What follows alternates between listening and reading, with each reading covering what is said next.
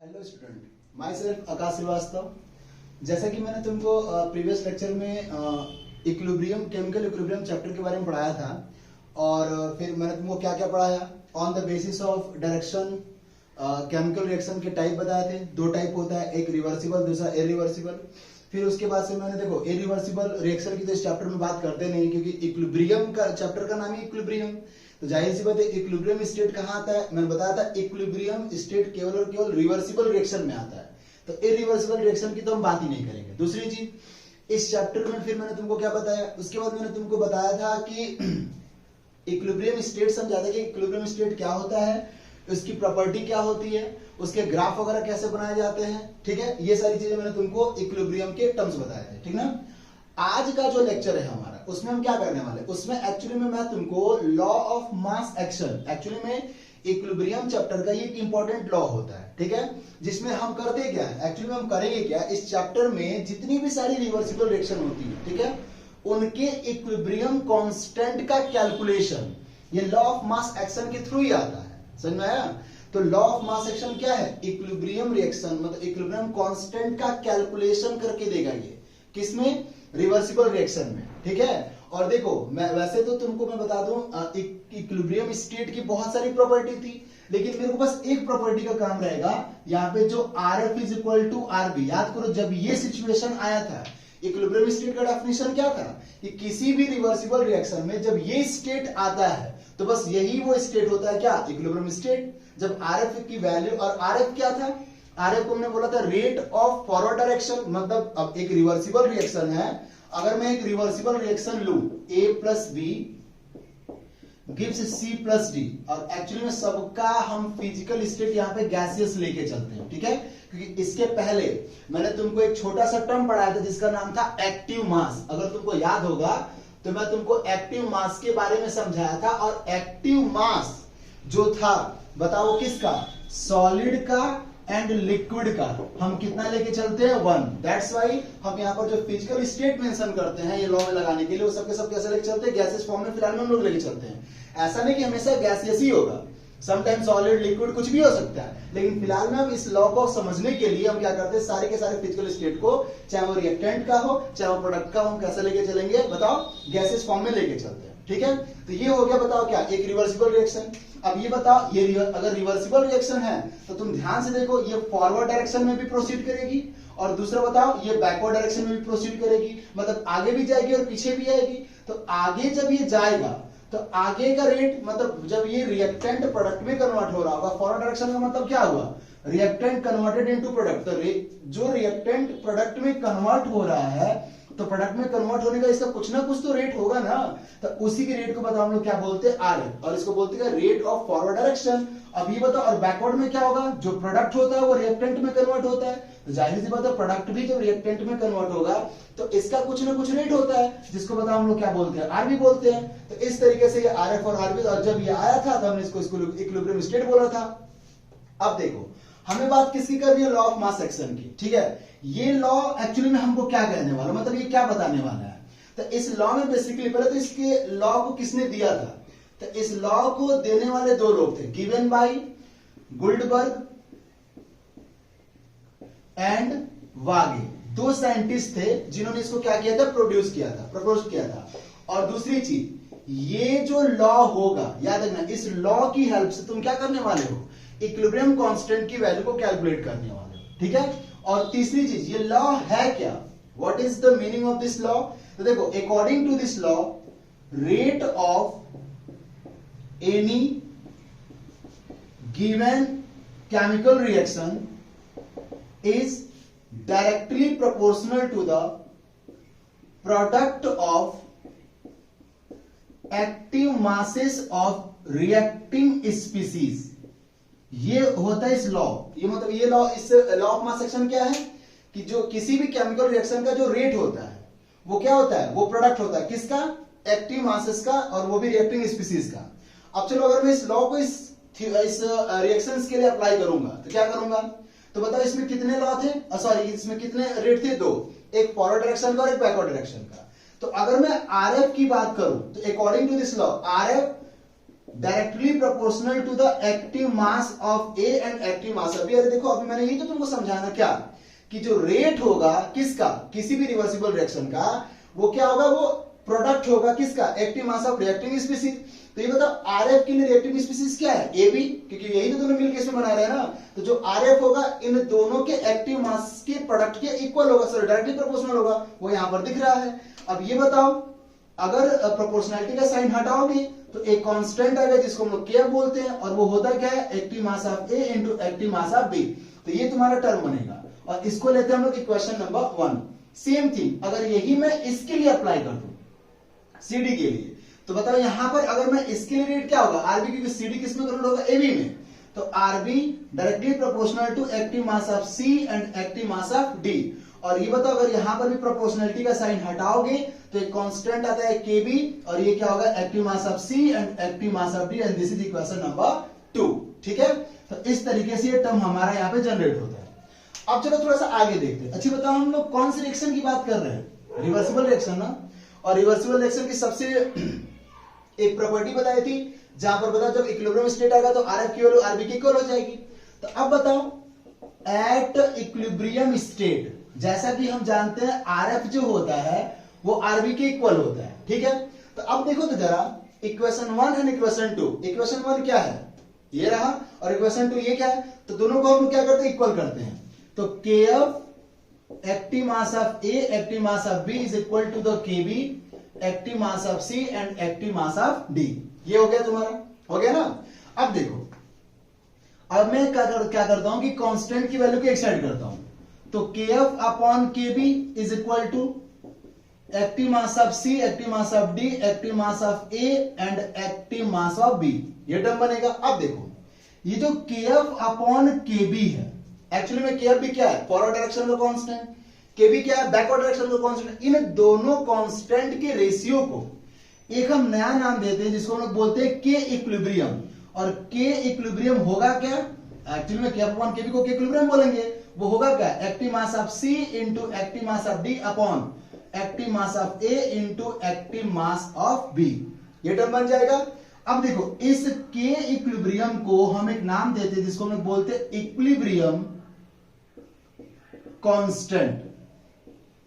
इसको हम लोग बोलते हैं इक्विलिब्रियम कांस्टेंट बोलते हैं। और ये इक्विलिब्रियम कांस्टेंट याद रखना, केमिस्ट्री में एक्चुअली में बहुत सारे कांस्टेंट होते हैं, लेकिन ये कांस्टेंट सबसे इंपॉर्टेंट होता है। इसका कैलकुलेशन बहुत ही ज्यादा इंपॉर्टेंट है, बहुत तरीके से उसको कैलकुलेट करते हैं। और ये जो कांस्टेंट है बहुत सारे फैक्टर पर डिपेंड नहीं करता, मतलब मैं ऐसे बोल दूं कि ये केवल और केवल टेम्परेचर डिपेंडेंट होता है। Equilibrium constant is only temperature dependent, मतलब इसकी वैल्यू केवल टेम्परेचर पे डिपेंड करती है, बाकी किसी भी चीज पर डिपेंड नहीं करेगी। किसी भी चीज मतलब प्रेशर हो गया, वॉल्यूम हो गया, इनर्ट गैस मटेरियल हो गया, एडिशन ऑफ कैटलिस्ट हो गया, तो इन सारी चीजों पर इसकी वैल्यू डिपेंड ही नहीं करती। तुम कुछ भी प्रेशर में चेंज कर दो ये नहीं चेंज होगा, वॉल्यूम में चेंज कर दो, वॉल्यूम ऑफ कंटेनर बढ़ा दो घटा दो ट्रिपल कर दो, कुछ भी कर दो, ये चेंज नहीं होगा। हाँ, ये कब चेंज होगा, जब तुम टेम्परेचर को चेंज करोगे। टेम्परेचर चेंज करके तुम इक्विलिब्रियम कांस्टेंट की वैल्यू को चेंज कर सकते हो, बाकी ये किसी भी एक टर्म पे डिपेंड नहीं करता है। तो ये रहा तुम्हारा इक्विलिब्रियम कांस्टेंट के बारे में। देखो जैसा कि मैंने तुमको स्टार्ट में बताया था ना कि ये लॉ ऑफ मास एक्शन की हेल्प से एक्चुअली में हम क्या करते हैं, रिवर्सिबल रिएक्शन में इक्विलिब्रियम कांस्टेंट की वैल्यू को क्या करते हैं, फाइंड आउट करते हैं। और इक्विलिब्रियम कांस्टेंट की वैल्यू क्या है, अगर तुम ध्यान से देखो तो अच्छी एक चीज देखो, ये C और D क्या था, इधर देखो C और D हमारा प्रोडक्ट है और A और B हमारा क्या है, रिएक्टेंट है। तो बताओ हम ये भी तो कह सकते हैं ना फिर कि जो K इक्विलिब्रियम होता है वो रेशियो होता है किसका किसका, concentration of product and concentration of to the concentration of reactant, यानी इन दोनों का रेशियो भी लोगे तो K इक्विलिब्रियम को ही डिफाइन करता है। ठीक है, तो देखो ये तुम्हारे टर्म्स होते हैं। अब सुनो, ये जो K इक्विलिब्रियम है, ठीक है, K इक्विलिब्रियम की बात करूं तो K इक्विलिब्रियम को हम 3 टर्म में पढ़ते हैं। एक पहला टर्म होता है कंसंट्रेशन का। अगर मैं इक्विलिब्रियम कांस्टेंट को in the terms of concentration explain करूंगा तो दिस इज कॉल्ड Kc, इसको हम लोग Kc बोलते हैं। ठीक है, और अगर मैं इसको प्रेशर के टर्म में कैलकुलेट करता हूं तो इसको हम लोग बोलते हैं Kp। और तीसरी चीज, जब हम इसको मोल फ्रैक्शन के टर्म में कैलकुलेट करते हैं in the terms of mole fraction, this is called Kx। मतलब केसी इक्विलिब्रियम कांस्टेंट ही केपी होता है। इक्विलिब्रियम कांस्टेंट केसी, केपी, केसी सबके सब इक्विलिब्रियम कांस्टेंट है, लेकिन सबको अलग अलग तरीके से डिफाइन किया गया। क्या मतलब, अगर कंसंट्रेशन के टर्म में करोगे तो केसी बोलो, प्रेशर के टर्म में करोगे तो केपी, पार्शियल प्रेशर है प्रेशर के टर्म में करो तो केपी बोलोगे, और मोल फ्रैक्शन के टर्म में करोगे तो केपी, इसको केएक्स बोलते हैं। अब तुम कहो चलो, अब तुम बोलो कि सर एक्चुअली मुझे इसको अप्लाई करके दिखाइए। चलो इसको अप्लाई करते हैं हम लोग। तो अगर मैं इसको अप्लाई करने जाऊं, अप्लाई करने की कोशिश करूंगा मैं इसको, तो कैसे करूंगा? अगर मैं तुमको एक एग्जांपल दूं, मैं कहूंगी जरा उसका केपी, केएक्स और केसी कैलकुलेट करके दिखाओ, तो कैसे करके दिखाओगे? चलो इसको एक एग्जांपल के थ्रू मैं क्या करता हूं, तुमको एक्सप्लेन करता हूं। लॉ ऑफ मास एक्शन, जब भी कभी तुमको एग्जांपल आएगा तो तुम उसमें कैसे लगाओगे, एक उसके इक्विलिब्रियम कांस्टेंट की वैल्यू को कैसे फाइंड आउट करोगे, अब मैं तुमको वो सिखाता हूं, ठीक है? लेकिन हाँ, उससे पहले एक चीज देखो, अभी मैं तुमको एक हाइपोथेटिकल रिएक्शन के थ्रू समझाना चाहूंगा। देखो जैसे N1A gaseous, N2B gaseous, reversible का sign, N3C gaseous plus N4D gaseous. ये मैंने क्या किया, तुमको एक एग्जांपल दे दिया जहां पे N1, N2, N3, N4 क्या है। अब ये बताओ, जब तुमने क्लास 11 इसी एनसीईआरटी फर्स्ट चैप्टर में some basic concept of mole जब तुमको पढ़ाया गया होगा, तो उसमें तुमको क्या किया गया है, स्टोइचियोमेट्रिक कोफिशिएंट के बारे में पढ़ाया गया होगा। एक्चुअली में ये N1, N2, N3, N4 क्या है? This is the stoichiometric coefficient of A, B, C and D. अब तुमको सर यहाँ पे स्टोइचियोमेट्रिक कोफिशिएंट का क्या काम है? काम है, देखो जितने भी सारे स्टोइचियोमेट्रिक कोफिशिएंट होते हैं, एक्चुअली में जब मैं इस रिएक्शन का केपी और केसी लिखूंगा तो स्टोइचियोमेट्रिक कोफिशिएंट जो होते हैं उस पर्टिकुलर के पावर पे हम लोग डाल देते हैं। कैसे? देखो अगर मैं इसका केसी लिखूंगा तो केसी का मतलब क्या होगा? Equilibrium constant in terms of concentration. तो चलो केसी क्या लिखोगे बताओ, बोलो कंसंट्रेशन ऑफ सी। अब ये बताओ ये क्या है? अच्छा तुम कहोगे सर आप सी क्यों लिख रहे हो, ये बताओ इक्विलिब्रियम कांस्टेंट क्या है बताओ। ऊपर किसका लेते हैं? प्रोडक्ट का, और नीचे किसका लेते हैं? रिएक्टेंट का। तो ऊपर प्रोडक्ट है और नीचे रिएक्टेंट, तो ये बताओ ये दोनों क्या है? प्रोडक्ट, और ये दोनों क्या है? रिएक्टेंट। और N3 क्या है? C का स्टोइचियोमेट्रिक कोफिशिएंट, N4 क्या है? D का स्टोइचियोमेट्रिक कोफिशिएंट। तो देखो C की पावर N3 इनटू D की पावर N4। तो देखो ये हो गया कंसंट्रेशन ऑफ C की पावर N3 और कंसंट्रेशन ऑफ D की पावर N4 अपॉन, मैं बोलो तुम खुद, कंसंट्रेशन ऑफ A की power N1 into concentration of B की power N2। This is the Kc for this reaction. And what is Kp? Kp क्या है?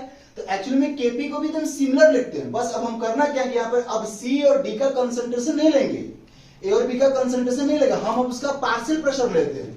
तो Kp क्या होता है? Partial pressure of C। Same लिखो, एकदम सेम, बस जहां पे कंसंट्रेशन था वहां पे किसको लेके आ जाओ? पार्शियल प्रेशर को लेके आ जाओ। तो पार्शियल प्रेशर ऑफ C की power N3 into partial pressure of D की power N4 upon partial pressure of A की power N1 into partial pressure of B की पावर N2। तो ये हो गया इस रिएक्शन का Kc और ये हो गया इस रिएक्शन का Kp। समझ में आया? तो देखो इस तरीके से हम लोग लिखते हैं। अच्छा चलो, अगर मैं मान लो एक कोई भी एक रिएक्शन एज्यूम कर लेता, जैसे हैबर प्रोसेस का नाम तुमने सुना होगा। Haber process is the most important या सबसे फेमस इंपॉर्टेंट प्रिपरेशन मेथड होता है किसका? अमोनिया का। तो अगर मैं हैबर प्रोसेस का एग्जांपल लूं और उसमें Kp और Kc को लिखने की कोशिश करूं, तो चलो लिखते हैं। तो ले लो N2 gaseous plus 3H2 gaseous gives 2NH3 gaseous. This is ammonia formation और इस रिएक्शन को हम लोग बोलते हैं हैबर प्रोसेस। ये रिवर्सिबल रिएक्शन होती है, ठीक है? अब मैं कह रहा हूं कि इसके लिए तुम क्या करो, मेरे को एक्टिव मास मेरे को इसको Kc और Kp लिख कर दिखाओ। तो कैसे लिखोगे? तो Kc इज इक्वल टू क्या लिखना चाहोगे? अब बताओ Kc में ऊपर किसका कंसंट्रेशन लेते हैं? तो प्रोडक्ट का ना। तो बताइए प्रोडक्ट कौन है? अमोनिया। अमोनिया तुम्हारा कौन हो जाएगा? प्रोडक्ट हो जाएगा, और ये दोनों तुम्हारे क्या हो जाएंगे? रिएक्टेंट हो जाएंगे। तो बताओ इसका Kc क्या लिखोगे तुम खुद बताओ। तो बोलो कंसंट्रेशन ऑफ अमोनिया की पावर, याद करो मैंने पावर पे किसको लिया था? स्टोइचियोमेट्री को ना। तो अब बताओ इसके अमोनिया का स्टोइचियोमेट्री मतलब जो उसके आगे नंबर लिखा हुआ है इसकी स्टोइचियोमेट्री होती है। तो अमोनिया का कितना लिखा हुआ है? 2। तो यहां पर 2 लिख दो इसके पावर पे, upon active mass of N2, इसका कुछ नहीं तो पावर 1 है तो 1 ही लेते हैं, और इसका लेते हैं एक्टिव मास ऑफ H2 की पावर 3। अच्छा देखो एक्टिव मास बोलूं या कंसंट्रेशन बोलूं, दोनों का मतलब एक होता है, क्योंकि एक्टिव मास का रिप्रेजेंटेशन ही कंसंट्रेशन के टर्म में होता है। तो एक्टिव मास बोल लो, कंसंट्रेशन बोलो, दोनों का मतलब से में चलेगा। ठीक है। तो देखो यहाँ पर क्या हुआ, कंसंट्रेशन एक्टिव मास दोनों एक ही चीज है, तो कंसंट्रेशन की पावर 2 मतलब अमोनिया की कंसंट्रेशन की पावर 2 और ये हो गया N2 का कंसंट्रेशन इनटू H2 का कंसंट्रेशन की पावर 3। क्यों? क्योंकि इसकी स्टोइचियोमेट्री ये रहेगी। अच्छा सुनो, अगर मैं इसी में Kp पूछ दूं, Kp क्या होगा, तो Kp इक्वल टू हो जाएगा तुम्हारा पार्शियल प्रेशर ऑफ अमोनिया की power 2 upon partial pressure of N2 into partial pressure of H2 की पावर 3। तो ये हो गया Kp और Kc। अब देखो ऐसे अगर मैं एक और एग्जांपल तुमको दूं और इसको एक्सप्लेन करने की कोशिश करूं, तो एक एग्जांपल चलो एक और लेते हैं। एक थर्मल डिकम्पोजिशन लेते हैं लाइमस्टोन का, calcium carbonate. Calcium carbonate solid, इसको जब हम लोग हीट करते हैं ब्रेक होता है। कैल्शियम ऑक्साइड, ये भी सॉलिड फॉर्म होता है, और CO2 गैस। अगर मैं अब तुमसे पूछूं कि what is the value of Kp and Kc for this reaction, चलो बताओ।